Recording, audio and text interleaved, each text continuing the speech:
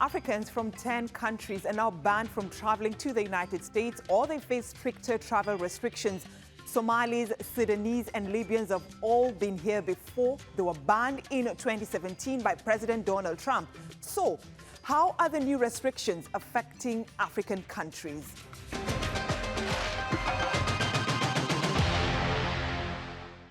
Well, 8 years ago, Trump's travel ban that targeted 7 Muslim-majority countries was met with protest.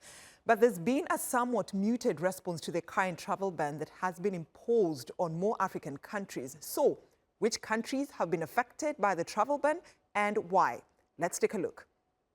Now, out of the 12 countries globally, citizens of Equatorial Guinea, Chad, Eritrea, Republic of Congo, Sudan, Somalia and Libya have all been barred from entering the United States. But officials say those with the U.S. visas issued before June 9th will not be revoked. Nonetheless, Chadian President Mahamat Idris has responded by suspending visas for Americans. Sierra Leoneans, Burundians and Tongolese nationals face partial restrictions, so they will not be allowed to enter America with certain visas. Sierra Leone officials say they are willing to address the Trump's administration concerns.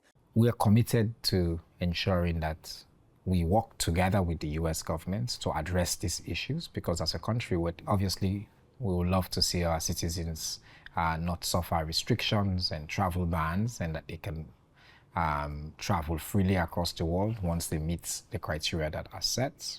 Now, the United States says the travel restrictions have been imposed to address U.S. national security and terrorism concerns. Foreign nationals overstaying their visas, as well as governments refusing to take back citizens flagged for deportation and inadequate vetting. In Somalia, news that they've been banned from traveling to the U.S. has been received with widespread disappointment, as Rahul Radhakrishnan reports. Hassan thought his luck had turned when he won the U.S. green card lottery. It was a ticket for him and his family to leave Somalia for a better life. But the U.S. president's sweeping new travel ban has barred Somalis and citizens from 11 other countries from entering the U.S. I am deeply sorry and angry about Trump's announcement to ban certain African countries, including Somalia, from traveling to the U.S. This ban has particularly affected my family since we won the lottery. Donald Trump says his new policy is necessary for national security, but it's widely seen as a reenactment of his controversial 2017 ban targeting Muslim-majority countries. Thank you very much for saying that. We want to get them out. We want to get them out now. We don't want to have other bad people coming into our country, but using the word bad, I'm being nice. Not everyone thinks that's the case. I urge Mr. Trump to reconsider this decision. Somalis are good people. We are not bad as he believes. His mindset is clouded by bitterness towards Somalis. Yet there are individuals in America who are far worse than us. And it's had knock-on effects on travel agents and booking agencies, like the one Abdi works at. Especially so because the U.S. is home to a large Somali diaspora. We usually sell tickets for people traveling to the US, but many of our customers were absent today. I believe this is due to the ban's effects. There are even customers who have visas but are still affected by the ban. But the travel ban is now in effect. And Somali government officials say they are willing to talk with the US to resolve any issues they may have. Rahul Radhakrishnan, Africa Matters. Now, even though Nigeria is not in the list of countries that are facing more travel restrictions, opposing U.S. students' visa applications has raised fears of additional screening and limited interview appointments. Now, the country ranks 7th globally when it comes to sending international students in the U.S., with more than 20,000 enrolled in American universities last year. That's according to the 2024 Open Doors report. But this growing academic migration also appears to have stalled, as Polum David tells us more from the capital, Abuja. This young lady doesn't want to be seen on camera because she fears it could affect her chances of getting a U.S. visa. Zara, which is not her real name, was to join a U.S. university in September. I've already paid my acceptance fee. That's $1,000. And I'm already preparing to go, working on my transcripts. I've already paid the amount I'm supposed to pay. Zara is one of the many Nigerian students caught in limbo following a pause in U.S. student visa appointment this month for vetting purposes. I'm not going to go to US to cause trouble, to stoke chaos, to carry placards. I just want to study my course in peace. Deborah Agbo is also due to resume classes in the U.S. in August. She's choosing a different approach. When it's time for me to go, I'll go. When it's time for me to go for my interview, first of all, I'll go and then I'll get my papers. There'll be no, I just kept encouraging myself, so I've been optimistic since then. As the U.S. government moves ahead with stricter visa screening processes, the future of thousands of Nigerian students remains uncertain, while national security concerns are cited as the reason. The decision's ripple effects already been felt across the wider educational landscape.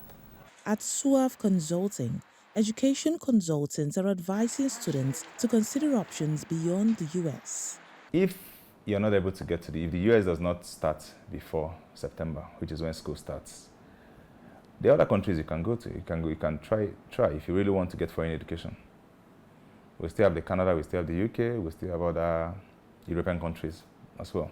But for other consultants like Sonia Akigbe, years of working with aspiring students who intend studying in the US has shown a different struggle.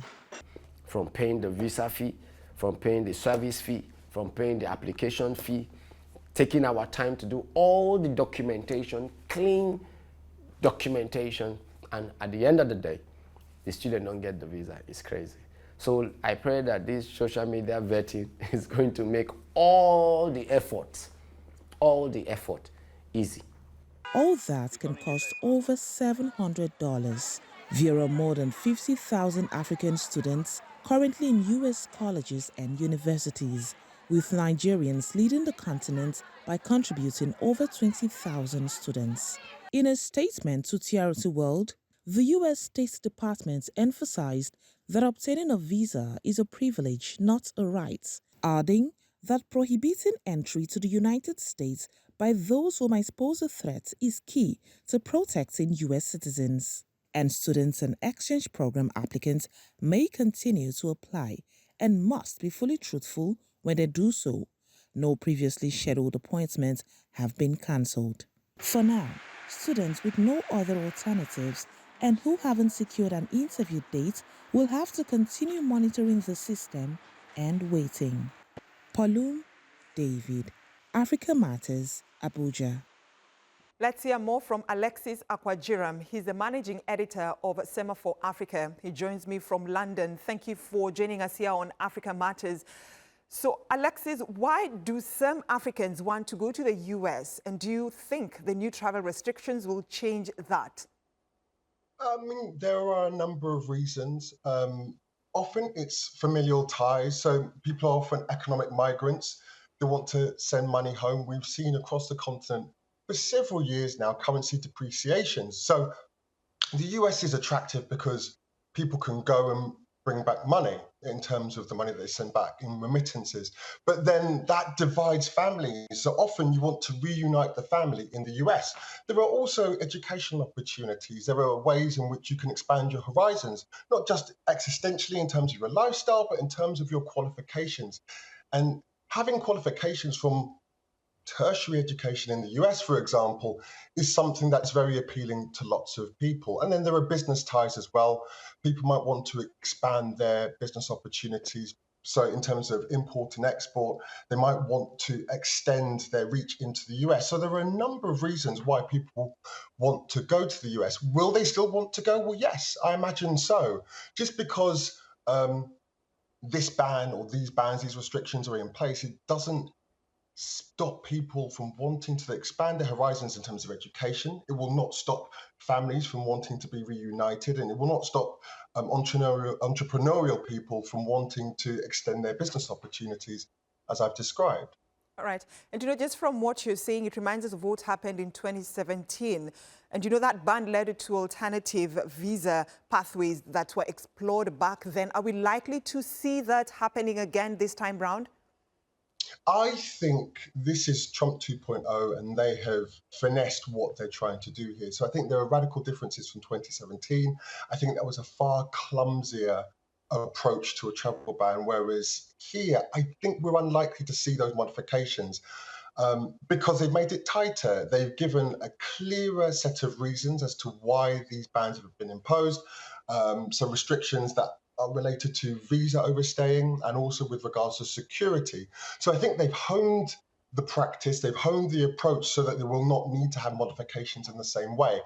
Having said that, they've left the opportunity open by saying, you know, nations can be added to the list or removed. All right, and you know, what's different? You know, what people are asking is what's different with the current U.S. travel restrictions compared to the ones imposed in 2017 by President Donald Trump? So the main difference is that was simply a catch-all ban that aimed to target Muslim countries. And so it was effectively a Muslim travel ban, whereas here they've cited several reasons that if you go to the Department of Homeland Security, they cite statistics from 2023 that show the extent to which a number of countries or people from a number of countries have overstayed. As well as that, they've cited security concerns. So when President Trump made his address and explained what was happening, he tried to tie this to an attack on a Jewish community that happened in Colorado and said, look, this is about America first and protecting the nation's borders. Now, I should stress that that attack was carried out by an Egyptian national. Egypt is not involved in any of these restrictions. But the fundamental difference is there have been a set of reasons, criteria by which they've labelled certain countries as having too many people overstaying and posing a security risk. So I could give you some examples. Somalia, for example, they say is a terrorist haven, and they say that poses a risk. With Chad, for example, they say that too many people overstay. So those 2023 figures that I cited, you will see that something like 50%, around 50% of people who came in on a visa, be it a tourist visa or business visa, overstayed. All right. And you know, Africans applying for U.S. visas pay a lot and face high rejection rates. So what does this mean for the countries on Trump's travel ban and the continent? I mean, this means it will be much harder to get into the US for those involved. So if you already have had a visa accepted, then as far as I understand it, that's fine. But going forward, if your country is on the list, you won't be able to get in. Certainly if you're one of the 7 countries of the 12 with a firm travel ban, you won't be able to get in. If you are one of Togo and then Sierra Leone, and I've forgotten the other one, but there's a third one as well, then you will find it difficult to get a visa. I think ultimately this is part of a process that may even take in more African countries because Trump has been very clear. President Trump has said he wants to secure his country's borders. And this is a part of a broader pattern of behavior. If you look at what's happening with the restrictions being placed on international students at Harvard, for example, it's clear that he does not see the value in opening up the US to foreign students, for example, and foreign citizens from certain countries more broadly. All right. And you know, you're talking about like he does not see the value that some of these international students bring. And at the same time, there's some Africans who argue that, you know, this will also exclude Africa from, you know, accessing the U.S. for education, for tourist visit, for health treatment. So then how will this play out? Because the U.S. also need the African continent. Absolutely. I think in terms of how this plays out, African governments increasingly will have to look at the transactional nature of the current White House and find ways in which they can offer value. That's the best thing that they can do is just so a blueprint for this, for example, is the Democratic Republic of Congo and their attempt to thrash out a deal with the US to give the US access to their critical minerals. So in terms of cobalt, copper, coltan, lithium, these are critical minerals that are essential for the green energy transition. Now, the US wants to sign this deal, and so they see value there. And this is something that we'll see keep coming up repeatedly. So I'll give you an example of this. The luxury plane that Qatar is offering the US, that was referenced when Cyril Ramaphosa went to the Oval Office. He said, I'm sorry, I don't have a plane to give you. And equally, Chad's president raised this as well when he pushed back in response and said, we're going to slap a reciprocal ban on the US in terms of visas. He also said, in his statement on Facebook, Chad has no planes to offer, no billions of dollars to give, but Chad has dignity and pride. So I think that speaks to that central point of finding how you can be of use to the US. All right. And you know, the African Union is also calling for more consultative approach. Can it do more beyond that? It's very difficult for the AU to do more. I mean, I'm sure lots is going on in terms of in the background and diplomatic back channels, but they have to tread a tightrope because they can't be seen to be aggressive. And in terms of what they have to offer, it's difficult because they're negotiating on behalf of an entire continent. And they want to appear conciliatory. So it's very difficult. I don't see what more that they can do. And really, I think with the current White House as it is, the best thing that could be done is for individual governments to try and establish bilateral trade agreements with the US. I think it's very difficult for the bloc as it is to do more. All right, Alexis Akwajiram, Managing Editor of Semaphore Africa, thank you for talking to us here on Africa Matters. Thank you.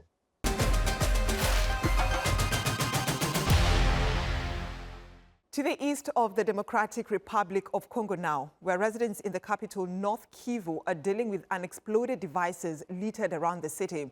They were left behind during the capture of Goma by the M23 rebels at the end of January. As finger-pointing goes about whose responsibility it is, Prosper Heri Ngorora spoke to some of the city's residents. 26th April this year is a day Ange Bouchouche will never forget. That's when she saw her 13-year-old son, Christian, for the last time. On that day, my son came from school. While I was out shopping, I learned that he had passed away. I asked what he died of and was told that it was the bomb that killed him. After an armed rebellion, the M23 rebels now control the city of Goma. They say it is the government fault that civilians are dying from unexploded munitions in what was quite recently a war zone. There were more than 50,000 armed people. 50,000. And many of them, they removed their combat, they throw on the street, they throw the arms, everything, the machine guns, everything. So in the first day when we arrived, the thing was to remove all the arms and the machine guns and the bombs, as you said, explosives. So it took us like 2 weeks. The M23 rebels say they are now demanding the Goma International Airport, but more still needs to be done. The latest victim died here in April while grazing goats. And as you can see, the road rope that is put here shows that in this area, in this cemetery, there is still a danger. Local organizations that closely monitor anti-personnel mine issues in Goma and its outskirts have recorded up to 20 incidents since January that have killed 6 people. After the war in Goma and in all wars, explosive devices represent a real danger to the population. Children are the most at risk. They may pick up cartridges thinking they are pens or pencils, or grenades thinking they are toys. Despite minefield being marked off in Goma, the sense of fear that death could come randomly and at any moment is keeping people here on edge, even as it recovers from months and months of violence. Prosper Heri Ngorora, Africa Matters, Goma, Democratic Republic of Congo. To Ivory Coast now, where achieke is a favorite dish and its intricate preparation can take several days. It's made from cassava flour and it's recently received United Nations Heritage status. Zawadi Mudibo explores how this international accolade is transforming both business and community life in the West African nation. Abidjan may be a thriving modern capital city, but citizens are not leaving behind a dish that is deeply rooted in Ivorian culture. I've been cooking achike for more than 10 years now with my grandmother, but she's old and frail, so now I hustle with my mom. Things were good before COVID-19, but since 2023, 2024, a pickup full of cassava supplies from the farm, which was about $350, started to sell for $610. It's tough, but it's our job. We can't give up. Acheke is a traditional dish made from fermented cassava. It takes great skill to get the flavors and texture just right, and family recipes are passed down the generations. Not only is it a cultural practice, but making it can lead to financial freedom. I want to be a policewoman in the future, but I'll still show my kids how to cook it. I don't want us to forget how to do it because it's our culture. I sell acheke, chicken and fish. I take care of myself and my family with the money. Some of our neighbors sell acheke abroad. We benefit a lot from it, and we take care of our parents with proceeds from the business. Ivory Coast produces about 7 million tons of cassava every year.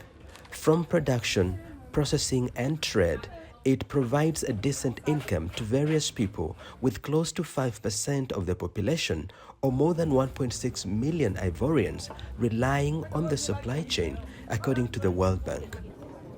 In 2019, the Ivorian government started the process of trademarking Acheke de Lagoon, or Acheke of the Lagoons, in order to protect its authenticity and its intensive preparation methods.